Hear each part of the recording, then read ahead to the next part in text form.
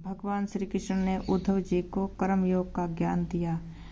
पुनः भगवान श्री कृष्ण चंद्र जी कहने लगे, हे भक्त उद्धव, मनुष्य के कल्याण के लिए ज्ञान योग, कर्म योग और भक्ति योग, ये 3 योग हैं। जिनकी आसक्ति बिल्कुल मिट चुकी है उन्हें ज्ञान योग प्राप्त हो गया है। हे वे कर्म योग को पूर्ण कर रहे हैं। हे उद्धव, कुछ प्राणी ऐसे भी हैं जो पूर्व जन्म के कर्मों के अनुसार भक्ति साधना में लीन है। इसे भक्ति योग कहते हैं। मेरी लीलाओं आदि की कथा का श्रवण करना ही सच्ची भक्ति साधना है। हे उद्धव, जो योग पुरुष है वे सदैव उत्तम कार्य करते हैं। तथापि यदि किसी प्रकार का निंदित कर्म हो जाए तो उस पाप कर्म को अपनी योग विद्या से भस्म कर दे, यही उत्तम है। व्रत, उपवास आदि कार्य कर्म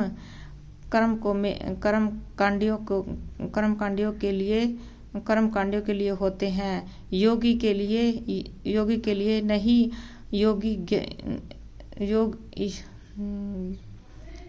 उत्तम व्रत है, उपवास आदि कार्य कर्म कांडियों के लिए होते हैं, योगी के लिए नहीं। योगी जन को मेरा ही एक स्वरूप जानना चाहिए। कटु भाषण और असत्य वचनों का प्रयोग करने से साधक की दिव्य शक्ति क्षीण हो जाती है, उसकी साधना का अंश नष्ट होता है।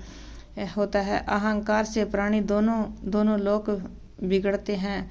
अतः साधक को चाहिए कि वह सचेष्ट रहे, यही उसके लिए हित मार्ग है। बोलो सच्चे दरबार की जय। श्री कृष्ण भगवान की जय। 20वां अध्याय आदि पुरुष के रहस्य का वर्णन। हे उद्धव, तुम मेरे परम भक्त हो, इसलिए मुझे परम प्रिय इसलिए मैं तुम्हें वह रहस्य बता रहा हूँ जिस रहस्य को जानने के लिए बड़े बड़े देवता तरसते हैं। चंचल इंद्रिय क्या है? संसारी प्राणियों को भटकाने वाली माया, और इस माया का जन्मदाता मैं हूँ। मेरे आश्रय पर माया है और माया ही प्रकृति है। हे उद्धव, प्रकृति मेरा स्वरूप है, अर्थात सब कुछ मैं हूँ। माया में सदैव मेरा प्रकाश निहित मौजूद रहता है। यही कारण है कि मेरी कृपा से माया को शक्ति प्राप्त होती है। जो प्राणियों बोलो श्री कृष्ण भगवान की जय। बोलो राधा कृष्ण भगवान की जय। जय श्री राधे, जय जय श्री राधे, जय जय श्री राधे, जय जय श्री राधे, जय जय श्री राधे। मैं अहंकार, द्वेष, संसारी प्रेम आदि उत्पन्न करती है। इन सब के वशीभूत होकर प्राणी मार्ग भूल जाता है। पंचभूतों से शरीर का निर्माण होता है। उन पंचभूतों के नाम पृथ्वी, जल, वायु, अग्नि और प्रकाश प्रतिपादित किए गए हैं। पंचभूतों में 3 गुण होते हैं, रजोगुण, तमोगुण और सतोगुण। जिस प्राणी में रजोगुण स्वामी होता है, अर्थात रजोगुण की अधिकता होती है, वह राजसी स्वभाव का होता है। उसके हृदय में ऐश्वर्य, सुख और विलास की भावना होती है। जिस प्राणी में तमोगुण का स्वभावित होता है, वह राक्षसी स्वभाव का होता है। क्रोध एवं अहंकार से वह घिरा होता है, बिना सोचे विचारे कार्य करता है। सबसे उत्तम गुण सतोगुण है। हे उद्धव, ये तीनों गुण जब बराबर रहते हैं तब तक उस प्राणी के जन्म मृत्यु पर नहीं, उस प्राणी का जन्म पृथ्वी पर नहीं होता। घटने बढ़ने से ही संसार की उत्पत्ति होती है। पृथ्वी पर जन्म लेने के पश्चात प्राणी कर्म करता है और कर्म के अनुसार मृत्यु के उपरांत उसे नरक का दुख अथवा स्वर्ग का ऐश्वर्य पूर्ण सुख प्राप्त होता है। जो मोक्ष की गति चाहता है वह अपना सर्वस्व मेरे चरणों में अर्पित कर देता है। बोलो सच्चे दरबार की जय। राधा कृष्ण भगवान की जय। 21वां अध्याय आदि पुरुष की प्रकृति एवं गुणों का विस्तार। उद्धव जी कहते हैं, हे भगवान, तत्व कितने प्रकार के होते हैं? तत्वों की पुरुष प्रकृति से क्या संबंध है? यह जानने की अभिलाषा है। कृपा कर मेरी अभिलाषा पूर्ण करिए। तब भगवान श्री कृष्णचंद्र जी बोले, हे प्यारे उद्धव, रज तम सत यह तीनों गुण है। तत्वों में सृष्टि समाई है, यही पुरुष प्रकृति कहलाती है। कुछ तत्व वेत्ता ऋषियों ने तत्वों की अलग अलग संख्या निर्धारित की है, जिनका मत है कि तत्वों की संख्या 26 है। तो इनके अनुसार 24 तत्वों की संख्या है। 25वां तत्व पुरुष आत्मा और 26वां तत्व ईश्वर है। इस तरह तत्व के वेत्ताओं के अलग अलग मत हैं, किंतु एक पुरुष प्रकृति और एक ईश्वर निश्चित तत्व है। भगवान की कृपा से प्राप्त होने वाला ज्ञान भी एक तत्व है, इसलिए इसे भगवत तत्व कहते हैं। रजतम सतगुणों से मिलान प्रकृति का निर्माण होता है। इन्हीं गुणों से सृष्टि की उत्पत्ति स्थित एवं प्रलय होता है। इसलिए तुम यह जानो कि ज्ञान आत्मा का नहीं बल्कि प्रकृति का गुण है। रजोगुण का नाम कर्म, सतोगुण का नाम ज्ञान तथा तमोगुण को अज्ञान जानो, यही मूल तत्व है। बोलो श्री कृष्ण भगवान की जय।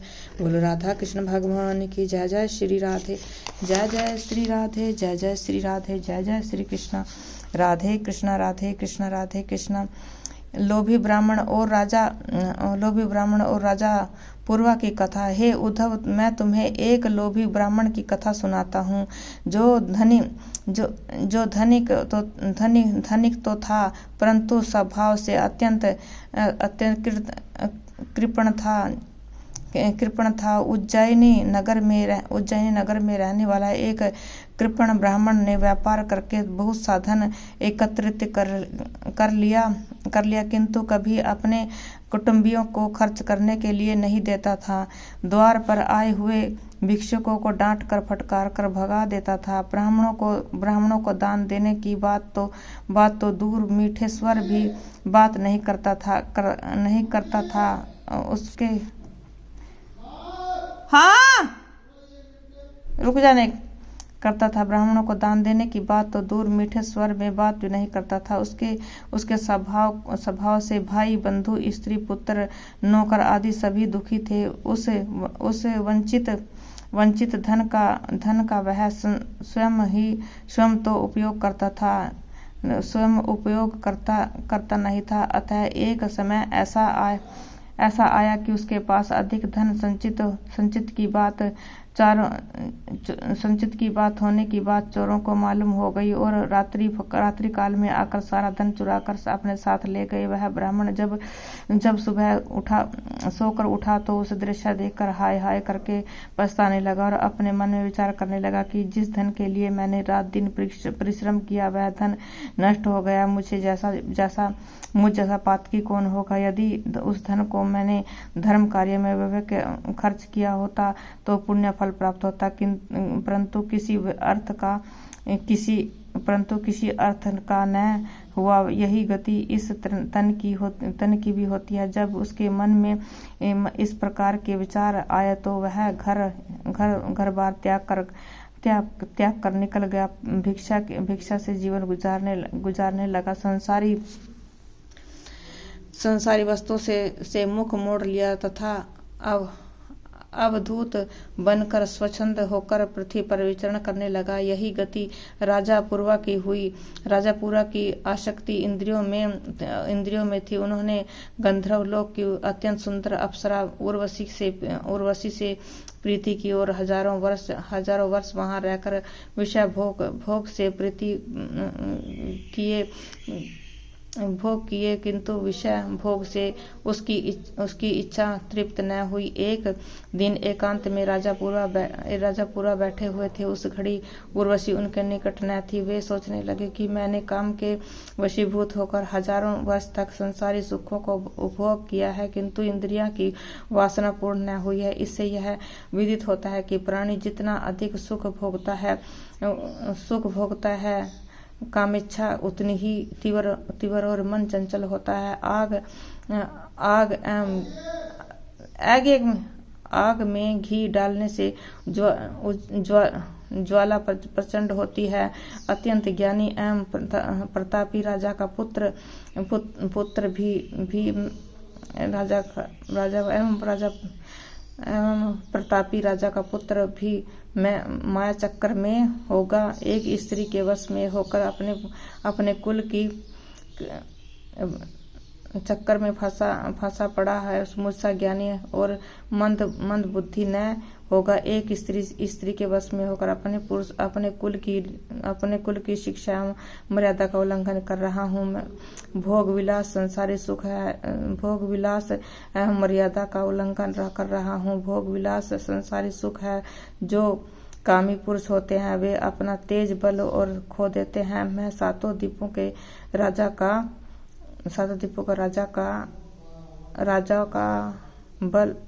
राजा हूँ।